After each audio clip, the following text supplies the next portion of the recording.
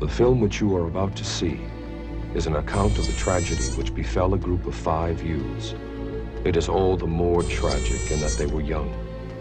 But had they lived very, very long lives, they could not have expected, nor would they have wished to see as much of the mad and macabre as they were to see that day.